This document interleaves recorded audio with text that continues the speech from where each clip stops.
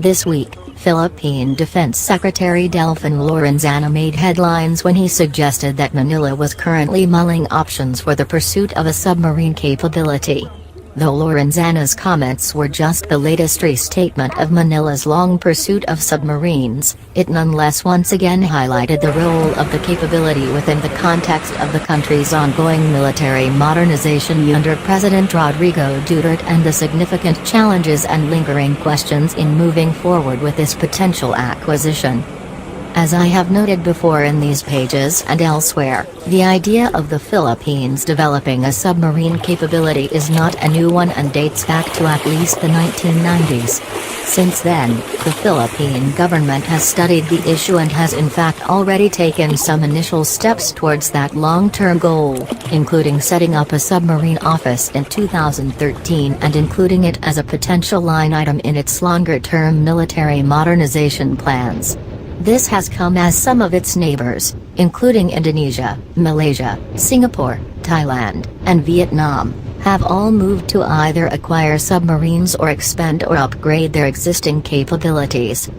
The Philippine pursuit of a submarine capability continues to make the occasional headlines under Duterte, especially as the country thinks about its future military modernization. And this week, we saw another round of headlines on this front when Defense Secretary Delfin Lorenzana said that the Philippines was currently looking for potential suppliers for its submarine pursuit. In his comments, Lorenzana said that those submarines were a capability that were to be acquired under the third horizon of Philippine military modernization from 2023 to 2027, Manila was nonetheless now looking at suppliers, including South Korea and Russia, to examine the country's options on that front. Lorenzana's comments themselves were not really that groundbreaking. As noted before, the Philippines has long been mulling a submarine capability and had already taken preparatory steps in that direction even before Duterte came to power, and so it makes sense that this is continuing.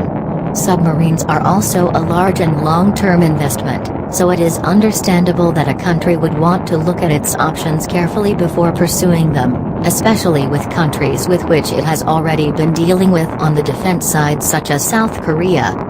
Interestingly though not surprisingly, in his expressed rationale for acquiring submarines, Lorenzana, as some other officials have done in the past, chose to emphasize the fact that the Philippines needed to pursue the capability because several of its neighbors already have submarines. In doing so, he was reflecting the keeping up with the Joneses mentality that has pervaded other states mulling the capability over the years that I have written about before in reference to other militaries.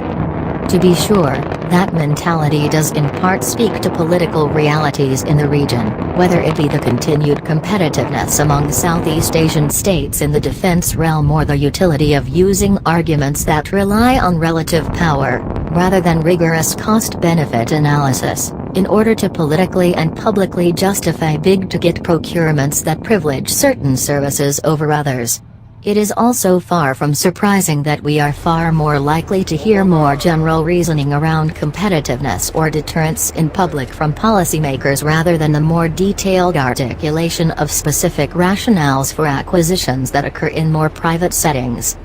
Yet, at the same time, as I have observed before and Lorenzana himself is no doubt aware, those kinds of arguments are nonetheless problematic because they paper over the real issues that need to be carefully considered at the outset when making those big-ticket procurements like submarines. In the case of the Philippines in particular, despite significant investments over the past few years, it still remains one of the region's weakest militaries, lacks some basic capabilities including adequate maritime domain awareness, and faces a range of internal and external threats that it needs to confront in spite of resource constraints. In that context, relative to some of the other investments that need to be made in the next few years, investing in a submarine capability would be an expensive investment, in terms of not just the equipment itself, but also supporting people, technology, and facilities.